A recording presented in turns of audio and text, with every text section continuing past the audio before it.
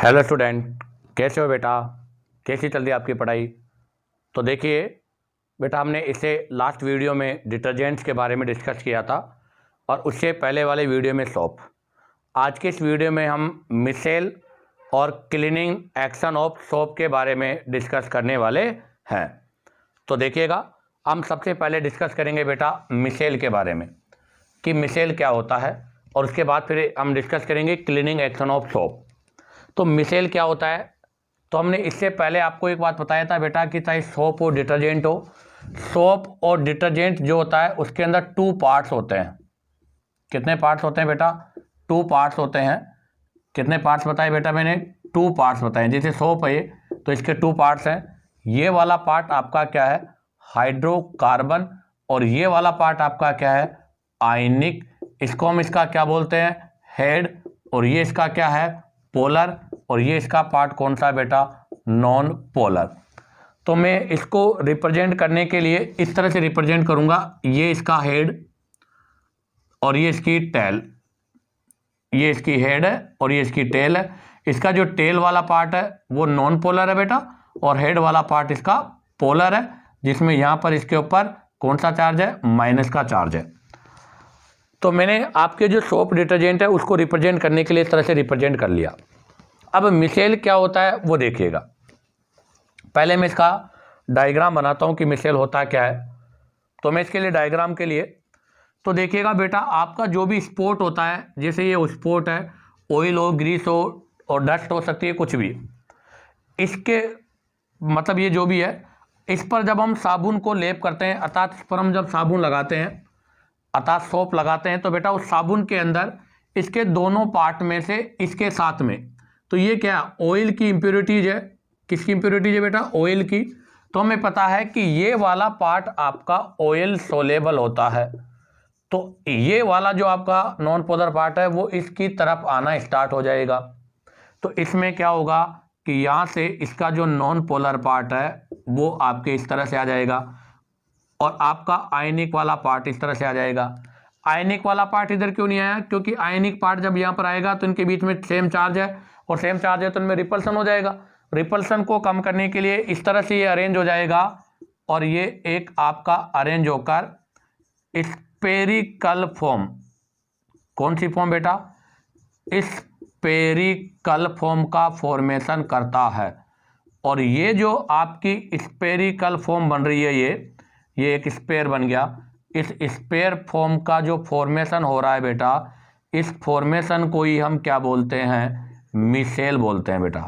क्या बोलते हैं बेटा? इसी को मिसेल बोलते हैं। जहां पर सोडियम, यहां पर भी सोडियम, यहां पर भी सोडियम, यहां पर भी सोडियम, यहां पर भी सोडियम, यहां पर भी सोडियम, यहां पर भी सोडियम, तो यहां पर भी सोडियम होगा, तो यहां पर भी क्या होगा बेटा? सोडियम। और यहां पर भी क्या होगा बेटा? सोडियम। इस प्रकार से एक स्पेरिकल फॉर्म होगी, और ये जो स्पेरिकल फॉर्म हो रही है इसी को हम क्या बोलते हैं बेटा? मिसेल। क्यों होता है ऐसा? अभी मैंने क्लियर किया कि इसका नॉन पोलर पार्ट इधर होगा क्योंकि वो ऑयल सोलेबल होता है, और इसका जो पोलर पार्ट होता है वो बाहर की तरफ होगा क्योंकि नेगेटिव नेगेटिव चार्ज में रिपल्सन होगा। तो ये इस तरह से अरेंज हो जाएगा ताकि इस पर रिपल्सन ना हो, और ये कौन सी फॉर्म में आ जाता है? स्पेरिकल फॉर्म में आ जाता है, और इसी फॉर्म को हम क्या बोलते हैं बेटा? मिसेल। अब सबसे पहले हम इसके बारे में डेफिनेशन लिखेंगे, क्या प्रोसेस होता है। तो अभी हमने कहा कि इसके 2 पार्ट हैं, एक आयनिक और एक नॉन आयनिक। आयनिक पार्ट स्पेरिकल के आउटसाइड होता है, और नॉन आयनिक पार्ट अर्थात हाइड्रोकार्बन चेन आपके अंदर की साइड होती है। तो मैं लिख रहा हूं, उसको देखिएगा कैसे सुनना। आयनिक पार्ट कौन सा? RCOO- ion. आयनिक पार्ट, और आयनिक पार्ट में कौन सा है? RCOO- ion. Present on the surface, अर्थात बाहर की side, on the surface with COO- groups. कौन से ग्रुप के साथ? ये जो मैंने माइनस लगाया कौन सा ग्रुप है बेटा? ये COO- ग्रुप्स है। इनटू वाटर, इनटू वाटर या इन वाटर। तो ध्यान दें, आपका जो मिसेल होता है उसके अंदर जो आपका आयनिक पार्ट है RCOO- वो सरफेस की तरफ होता है, और इस सरफेस पर ही क्या होगा? पानी, क्योंकि ये तो कौन सा पार्ट हुआ? ऑयल। और इसके बाहर वाला ये पार्ट होगा, ये इसके चारों तरफ, ये कौन सा वाला पार्ट होगा? वाटर वाला, क्योंकि वाटर भी पोलर है। और ये भी पोलर है, तो पोलर पोलर के साथ क्या करेगा, बाइंडिंग करेगा। तो ionic part RCOO minus present on the surface with COO minus group in water and hydrocarbon, जो आपकी ये पूंछ है, अर्थात जिसको हम क्या बोल रहे हैं, टेल बोल रहे हैं, ये कहां पर होगा, ये स्टे करेगा ऑयल की तरफ, स्टेइंग अवे फ्रॉम इट, अर्थात पानी से दूर होगा। और किधर होगा, टुवार्ड्स ऑयल और ग्रीस की साइड में होगा। ये तो इसका पहले अरेंज हुआ। फर्स्ट टाइम पे एक जो मोल है, मतलब फर्स्ट ये जो मैंने लिखा है वो सिंपल एक ही मॉलिक्यूल के लिए लिखा है। जैसे यहाँ पर कोई स्पोर्ट था और ये आपका सोप है, तो जैसे सोप का ये COO माइनस पार्ट है, ये इसका टेल है, ये इस तरह से अरेंज हो जाएगा। सेकंड मोल भी यहाँ पर अरेंज होगा, थर्ड मोल भी होगा, फोर्थ भी होगा। तो जैसे जैसे मोल आएंगे रिपल्सन होगा नेगेटिव नेगेटिव में, तो वो इस सिस्टमेटिक ढंग से अरेंज हो जाएगा। तो ये सारा प्रोसेस एक फिक्स कंसंट्रेशन पर होता है, और जिस कंसंट्रेशन पर ये प्रोसेस होता है उसे हम बोलते हैं बेटा क्रिटिकल कंसंट्रेशन। तो सुनना, एट क्रिटिकल कंसंट्रेशन, किस पर बात कर रहा हूं बेटा, at critical micelle concentration, sorry micelle भी आएगा यहां, मिसेल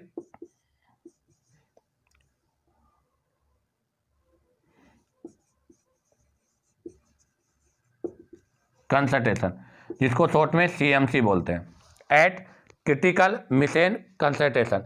तो मिसेल कंसंट्रेशन पे, अर्थात जब ये आयनों की संख्या बढ़ जाती है, और यहाँ पर अप्रोक्सीमेट अगर लगभग मैं बात करूँ तो 100 आयन्स होते हैं बेटा। कितने आयन्स होते हैं, 100 आयन। जब 100 आयन हो जाते हैं तो उसको हम क्रिटिकल मिसेल कंसंट्रेशन बोलते हैं। और ऐसी कंडीशन पर ये आयन इस तरह से अरेंज होकर स्पेरिकल फॉर्म बनाएंगे, और इनके अंदर आयन आयन के बीच में रिपल्सन होने की वजह से आयनिक पार्ट बाहर और नॉन आयनिक पार्ट अंदर की तरफ हो जाएगा। अब इसको भी क्या लिखेंगे वो सुनना, anion are pull into bulk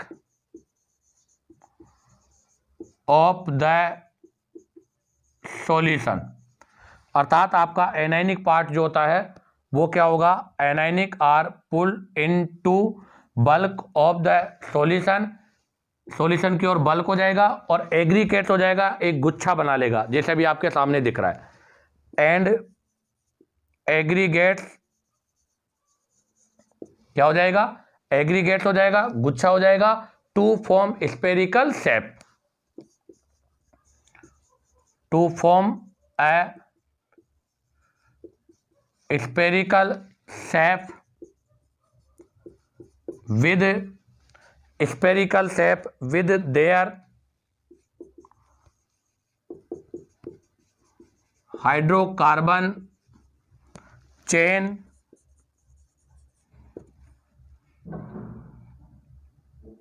towards center of sphere। क्या लिखा मैंने, ionic are pull into bulk of the solution, आपका जो आयनिक पार्ट होता है वो सॉल्यूशन की ओर आ जाएगा, and aggregate to form a spherical shape, और एक कॉम्प्लेक्स या गुच्छा बनाते हुए स्पेरिकल शेप में आ जाएगा, मतलब एक गोला टाइप हो जाएगा, जिसके अंदर आपका हाइड्रोकार्बन जो पार्ट होता है वो सेंटर की ओर होता है। कहां पर होता है, सेंटर की ओर होता है। और इसके आउटसाइड में जो होता है वो कौन सा पार्ट होता है, आपका आयनिक पार्ट होता है। तो chain toward centre of sphere with COO minus present outward on the surface of sphere. तो दोबारा मैं एक्सप्लेन कर दूं कि बेटा जी आपका स्पोर्ट है, जब इस पर हम साबुन लगाते हैं तो साबुन की एक यूनिट में ये जो पार्ट है ये नॉन पोलर हाइड्रोकार्बन है, ये तो आपकी इम्प्योरिटी की ओर, और ये जो आयनिक पार्ट है वो आउटसाइड की तरफ होता है और इसके साथ अटैच हो जाता है। ऐसे बहुत सारे ग्रुप होगा, और ये बहुत सारा जो ग्रुप है वो कंबाइन होकर इस तरह से एक स्पेरिकल फॉर्म बना लेगा। क्या बना लेगा, एक स्पेरिकल फॉर्म, जिसके अंदर आपका जो हाइड्रोकार्बन पार्ट है वो सेंटर ऑफ स्पेयर की तरफ होगा, और आपका जो आयनिक पार्ट है वो आउटसाइड में होगा, और ये आउटसाइड में इस तरह से अरेंज होगा क्योंकि यहाँ पर आयन आयन के बीच में रिपल्सन होगा। इस रिपल्सन को कम करने के लिए ये सिस्टमेटिक ढंग से अरेंज होकर स्पेयर फॉर्म में आ जाता है। हाँ, इसमें एक और फॉर्म में लिख दूँ, ये जो मिजेल का फॉर्मेशन हो रहा है बेटा, ये कोलाइड फॉर्म में होता है। जानते हो कोलाइड किसको बोलते हैं? जैसे आपका मिल्क, दूध एक कोलाइड फॉर्म में होता है। कोलाइड दिखने को होमोजीनियस होते हैं, अर्थात कोलाइड्स वो होते हैं बेटा जो दिखने को होमोजीनियस है, जैसे दूध होमोजीनियस है, बट वो रियलिटी में हेटेरोजीनियस है, अर्थात दूध में बहुत सारे कंपाउंड का मिक्सचर होता है। इसलिए दूध दिखने में होमोजीनियस है बट वो रियल में क्या है? हेटेरोजीनियस है, अर्थात विषमांग है। तो ये आपका जो मिसेल है वो क्या होता है? कोलाइड इन नेचर होता है। तो हम यहाँ लिखेंगे क्या कि micelles stay as colloids in the solution, अर्थात सॉल्यूशन के अंदर जो मिसेल है वो कौन सी फॉर्म में होता है बेटा? कोलाइड फॉर्म में होता है। और कोलाइड फॉर्म में होने के बाद भी इनके अंदर आयन आयन के बीच में रिपल्सन को कम करने के लिए स्पेरिकल फॉर्म में अरेंज होता है। तो micelle stay as colloidal in the solution and does not come together, अर्थात कोलाइडल फॉर्म में होने के बाद भी ये एक जगह पर नहीं आता। क्यों? क्योंकि आयन आयन के बीच में क्या होता है बेटा? Repulsion. And does not come together to precipitate due to ion repulsion. Ion ion में रिपल्सन होने की वजह से ये आपस में प्रिसिपिटेट का फॉर्मेशन भी नहीं करते। इसी के साथ आपका ये मिसेल का पोर्शन कंप्लीट होता है। इस तरह से मिसेल का फॉर्मेशन होता है और यही चीज़ क्लीनिंग एक्शन के अंदर यूज होता है। अब आप चाहो तो इसका स्क्रीनशॉट ले लो। अब हम यहाँ से क्लीनिंग एक्शन ऑफ सोप और डिटर्जेंट के बारे में डिस्कस करेंगे। तो देखिएगा स्टूडेंट, अभी हमने डिस्कस किया था मिसेल के बारे में। अब हम डिस्कस करने वाले हैं cleaning action of soap and detergent, अर्थात एक सोप और जो डिटर्जेंट होता है उसका क्लीनिंग एक्शन क्या है, अर्थात सोप और डिटर्जेंट हमारे जो क्लोथ्स हैं उनको क्लीन कैसे करता है, उसके बारे में हम डिस्कस करेंगे, जिसके अंदर हम मिसेल्स को यूज करते हैं। तो देखिएगा, सबसे पहले मैं डिस्कस करूं cleaning action of soap and detergent. तो अभी हमने सोप और डिटर्जेंट के स्ट्रक्चर के बारे में इससे लास्ट वीडियो में डिस्कस किया था। तब हमने कहा था सोप हो चाहे डिटर्जेंट हो, उसके टू पार्ट हैं, एक पोलर है और एक नॉन पोलर है। तो और इन दोनों पार्ट की वजह से ही इसके अंदर क्या होता है, ये डिफरेंट प्रॉपर्टी पाई जाती है। तो देखिएगा, हम लिखेंगे कि soap molecule have different properties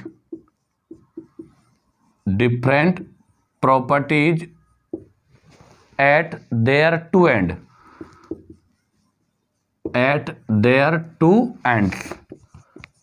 ध्यान रखना, एक जो सोप है उसके दोनों एयर एंड जो हैं वो दोनों एयर जो है उन पर डिफरेंट प्रॉपर्टी होती है। तो soap molecule have different property, मतलब अलग प्रॉपर्टी है एट देयर टू एंड, दोनों एंड पर।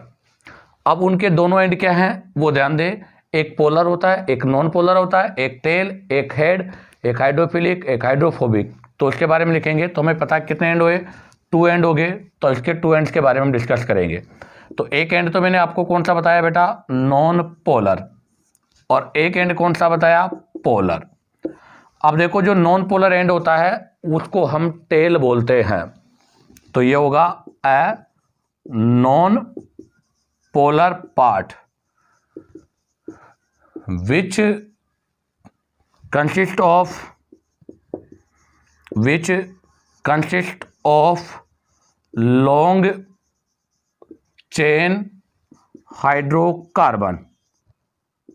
एक हाइड्रोकार्बन की लॉन्ग चेन होती है और इस लॉन्ग चेन को ही हम क्या बोलते हैं बेटा, टेल बोलते हैं। तो ध्यान दे, नॉन पोलर पार्ट, उस नॉन पोलर में a non polar part which consist of a long chain, जिसमें एक बहुत बड़ी चेन है हाइड्रोकार्बन की, उसी को हम क्या बोलते हैं, टेल बोलते हैं। और अगर पोलर में मैं बात करूं तो पोलर क्या होता है, पोलर आयनिक पार्ट है जिसके अंदर हाइड्रोकार्बन नहीं होगा। अगर सोप होगा तो कार्बोक्सिलेट, और अगर डिटर्जेंट होगा तो सल्फोनेट्स होगा। तो इसके बारे में क्या लिखेंगे वो ध्यान दें। ए पोलर मतलब कौन सा पार्ट है, पोलर पार्ट। तो ए पोलर पार्ट, बताओ क्या बोल दूं इसको मैं, आयनिक पार्ट। पोलर पार्ट बोल दो या आयनिक पार्ट बोल दो, जो क्या रखेगा बताओ, विच कंसिस्ट ऑफ क्या, कार्बोक्सिलेट आयन अगर सोप है तो, और अगर डिटर्जेंट है तो बताओ क्या होगा, सल्फोनेट्स आयन। सल्फोनेट आयन किसके लिए, डिटर्जेंट के लिए। तो ध्यान दे, अगर डिटर्जेंट होगा तो उसको सल्फोनेट्स आयन बोलेंगे, और अगर सोप होगा तो फिर हम वहां पर कार्बोक्सिलेट आयन यूज करते हैं। इसको टेल बोला है तो बताओ इसको हम क्या बोलेंगे, हेड बोलेंगे। अब देखो ये नॉन पोलर है, अगर ये नॉन पोलर है तो आपको पता है यहाँ पर क्या होगा, वाटर इनसोलेबल होगा, क्योंकि वाटर तो पोलर होता है बेटा, इसलिए ये आपका वाटर इनसोलेबल है। इसका रीजन, क्योंकि मैंने आपको लास्ट अभी बताया भी था कि वाटर क्या होता है, इसमें H+OH- अर्थात पोलैरिटी होती है, अर्थात इसको हम प्लस माइनस में ब्रेक कर सकते हैं, तो इसमें पोलैरिटी है, इस वजह से इसको तो हम क्या बोलते हैं, वाटर, मतलब पोलैरिटी है वाटर में, बट इस पार्ट में पोलैरिटी नहीं है, इसलिए इसमें वाटर तो क्या होता है, इनसोलेबल होता है। जबकि देखो ये पार्ट क्या पोलर है, यहाँ पर प्लस माइनस है, तो इसको हम क्या बोलेंगे बेटा, तो इसको हम बोलेंगे वाटर सोलेबल है। यहाँ कौन है, वाटर इनसोलेबल है, जबकि ये वाटर सोलेबल है। क्यों, क्योंकि ये भी पोलर है और हमें पता है कि वाटर भी क्या है, पोलर है, इसलिए ये वाटर सोलेबल होगा, जबकि ये वाटर इनसोलेबल होगा। अब बताओ, अगर ये वाटर इनसोलेबल है तो फिर इसका मतलब यहाँ पर क्या होगा, तो यहाँ पर जो भी ऑयल और ग्रीस है, आपका जो ऑयल और ग्रीस है, वो ग्रीस यहाँ पर क्या होगा, सोलेबल होगा। तो ऑयल और ग्रीस सोलेबल है यहाँ पे, जबकि यहाँ पर क्या है, ऑयल और आपका जो ग्रीस है वो सोलेबल नहीं होगा। तो यहाँ पर ध्यान दे, ऑयल और ग्रीस, वो ग्रीस क्या होगा, इनसोलेबल इन नेचर होगा। तो ध्यान दे बेटा, यहाँ पर आपका ऑयल और ग्रीस सोलेबल है, जबकि यहाँ पर ऑयल और ग्रीस इनसोलेबल होगा। ये टू पार्ट डिफरेंट है, और ये दो डिफरेंट पार्ट होने की वजह से ही हम किसके बारे में डिस्कस करते हैं, उसकी डिफरेंट प्रॉपर्टी के बारे में डिस्कस करते हैं। अब हम यहाँ पर ये करेंगे कि इन दोनों पार्ट्स की वजह से सोप जो है वो क्लीन कैसे करता है। एक बार आप इसका स्क्रीनशॉट लीजिएगा। अब हम यहाँ से क्लीनिंग एक्शन के बारे में डिस्कस करेंगे। तो देखिएगा, अब हम डिस्कस करेंगे कि ये सोप आपके जो डर्ट या ऑयल ग्रेस है उसको कैसे रिमूव करता है। तो मैंने सबसे पहले ये फाइबर बनाया क्लॉथ, और ये क्लॉथ का फाइबर है, ये क्लॉथ का क्या है बेटा, फाइबर है, और इस फाइबर के ऊपर ये यहाँ पर कोई भी आपकी डर्ट, ऑयल, ग्रेस कुछ भी हो सकता है। तो जैसे मैंने इसको क्या लिया, जैसे डर्ट हो सकती है, ऑयल हो सकता है, अदरवाइज कोई ग्रेस भी हो सकता है। ये आपके पास ऑयल, ग्रेस की या कोई भी डर्ट है, इसकी इम्प्योरिटीज है। अब आपको पता है ये जो इम्प्योरिटीज है, तो अगर यहाँ पे डस्ट होगी तो ये डस्ट भी इसके साथ चिपकी होगी, और वो किसकी तरह बिहेव करेगी, ऑयल की तरह, क्योंकि ऑयल कपड़े पर क्या होता है, चिपकता है। वैसे डस्ट जो होती है वो भी कपड़े पर क्या होती है, अच्छी तरह चिपक जाती है। तो इसका मतलब इसको मैं क्या लिखूंगा, वो देखो, मैं यहाँ लिखूंगा कि dirt in cloth is oily in nature. आपकी जो डर्ट है, मतलब मिट्टी जो है, वो भी ऑयली इन नेचर होती है, जो क्या होती है, कपड़े पर चिपक जाती है, विच स्टिक टू द क्लॉथ, जो कि कपड़े पर चिपक जाती है। तो ध्यान रखना मैं क्या समझा रहा हूँ, सुने आप। ये आपका कोई कपड़ा फाइबर है बेटा, मतलब कोई क्लॉथ था, इसका ये फाइबर है, इसके ऊपर यहाँ पर कोई भी इम्प्योरिटी जो हो सकती है, डर्ट हो सकती है, ऑयल और ग्रेस हो सकती है। अगर डर्ट है तो वो भी, जो मिट्टी डर्ट जो है वो भी यहाँ पर ऑयल या ग्रेस की तरह बिहेव करती है, जो इस कपड़े से क्या होती है, चिपके हुए रहती है। अब हम क्या करेंगे, इस जो आपका ऑयल ग्रीस का जो स्पॉट वाला क्लॉथ है, इस क्लॉथ को साबुन के पानी में डुबो देंगे। जैसे मान लो मैंने क्या किया, साबुन का पानी बनाया, जैसे आपका डिटर्जेंट है, डिटर्जेंट को पानी में डाल के उसको मिक्स कर लिया, डिटर्जेंट का सॉल्यूशन हो गया। अब ये जो फाइबर है इसको हम उस बाल्टी के अंदर डुबो के बाहर निकाल देंगे। तो मैंने अब क्या किया वो सुनना, dirty cloth dipped in soap और डिटर्जेंट सॉल्यूशन। इस फाइबर को हमने सोप और जो डिटर्जेंट का सॉल्यूशन है उस सॉल्यूशन के अंदर इसको डुबो के बाहर निकाल दिया। अब बताओ, अगर इसको मैं डुबो के बाहर निकालेंगे तो हमने कहा था कि जो सोप है उसका जो आयन होता है वो इस तरह से होता है, जिसमें ये पार्ट नॉन पोलर टेल, ये पार्ट पोलर और हेड होता है, ये आपका वाटर सोलेबल होता है और ये आपका ऑयल या फैट सोलेबल होता है। तो जैसे ही हम इसको साबुन के पानी में डुबोएंगे बेटा, उसमें डीप करेंगे, तो यहाँ से ये जो साबुन के आपके पार्ट्स हैं वो इस डर्टी पहले से या जो ऑयल है इसके पास में इसकी टेल वाला पोर्शन पहुँचकर इसके साथ बाइंडिंग होना स्टार्ट हो जाएंगे। तो नेक्स्ट स्टेप में क्या होगा वो देखिएगा। ये फाइबर, इसके ऊपर आपका ये ऑयल ग्रीस या डर्टी, इस पर आपके ये जो सोप है, ये सोप का नॉन पोलर जो पार्ट है, ये नॉन पोलर पार्ट इसके पास क्या हो जाएगा, बाइंड हो जाएगा। क्योंकि हमें पता है कि जो टेल या नॉन पोलर पार्ट होता है वो ऑयल या ग्रीस सोलेबल होता है, तो ये पार्ट इस पर आ जाएगा और इसका जो आयनिक पार्ट है ये COO वाला, ये आयनिक पार्ट इसके आउटसाइड में रहेगा। तो बताओ इसके लिए मैं क्या लिखूं, इसके लिए मैं लिखूंगा जो नॉन पोलर पार्ट है वो डर्ट या ऑयल या ग्रीस के साथ क्या हो जाएगा, बाइंड अप हो जाएगा।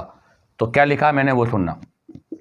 मैंने लिखा है बेटा कि नॉन पोलर या tail of soap begin to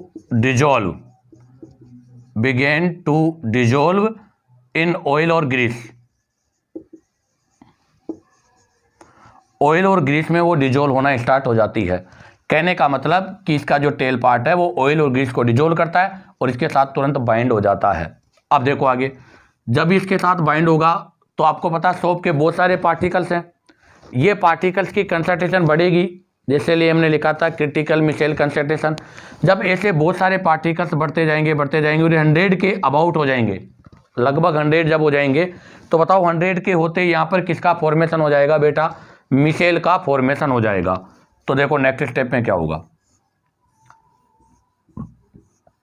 ये फाइबर है और इस फाइबर पर आपकी जो ये इम्प्योरिटीज है, ये ऑयल, अब इस ऑयल के अराउंड आपके जो ये सोप का स्ट्रक्चर इस तरह से, इस पर बहुत सारे मॉलिक्यूल्स अर्थात कंसंट्रेशन एट अबाउट 100 जब मॉलिक्यूल्स हो जाएंगे ऐसे, तो ये 100 मॉलिक्यूल्स ऐसे हो जाएंगे ये, और ये सब आयनिक पार्ट है इसके, ये आयनिक पार्ट है।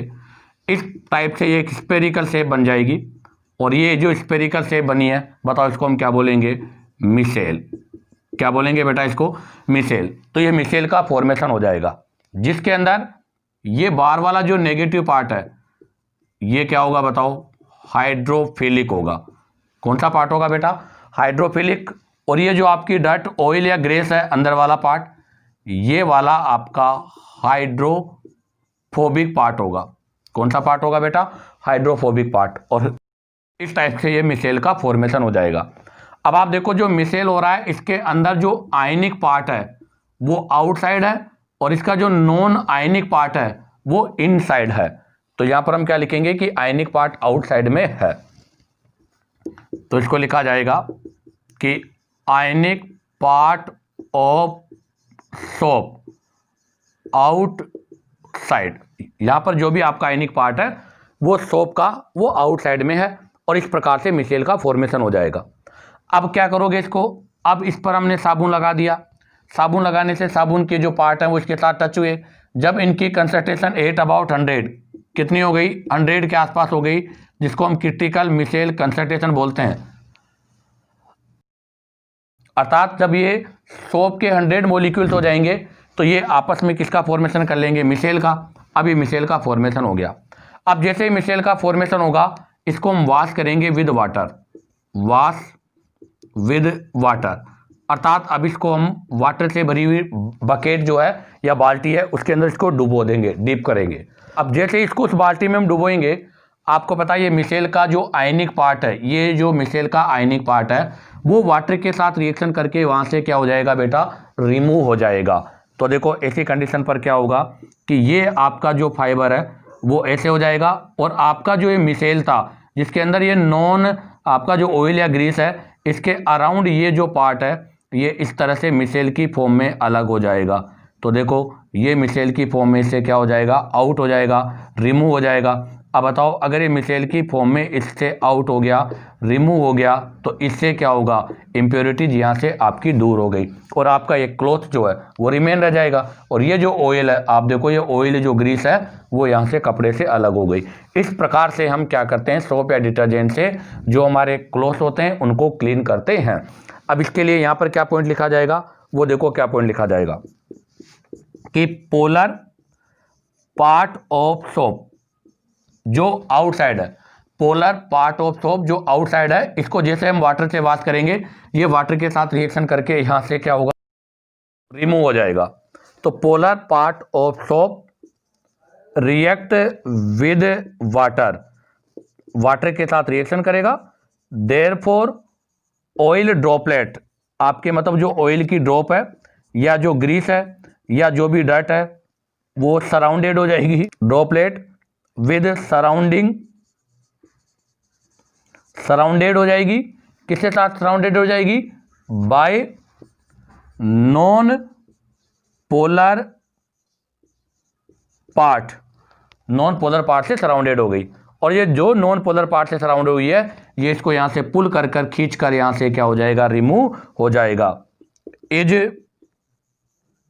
Pulled in water and remove from cloth, और क्लॉथ से रिमूव हो जाएंगी। कहने का मतलब है कि जब ये सब पोर्शन हुआ, जैसे हम इसको वाटर से वॉश करेंगे, वाटर के साथ ये आयनिक पार्ट रिएक्ट करके यहाँ से खींचेगा बाहर की तरफ, जैसे ये पार्ट पुल होगा, खींचेगा, तो ये आपकी जो इसकी नॉन पोलर पार्ट है वो इस ऑयल स्पॉट को अपने साथ पकड़ कर ले आती है। इससे ये ऑयल है जो डर्टी है वो अलग हो जाती है और आपका फाइबर अलग हो जाता है। इस प्रकार हम क्लीनिंग एक्शन ऑफ सोप को एक्सप्लेन करते हैं। इसी के साथ आपका ये वीडियो कंप्लीट होता है बेटा, और इसी के साथ आपका ये टॉपिक भी कंप्लीट होता है। उम्मीद करता हूँ कि आपको पूरा टॉपिक क्लियर होगा, क्योंकि मैंने हर पॉइंट को उसके एग्जाम्पल और उसको बेटर तरीके से एक्सप्लेन करने की कोशिश की है। अगर आपको वीडियो पसंद आया हो तो वीडियो को लाइक, सब्सक्राइब और शेयर करो।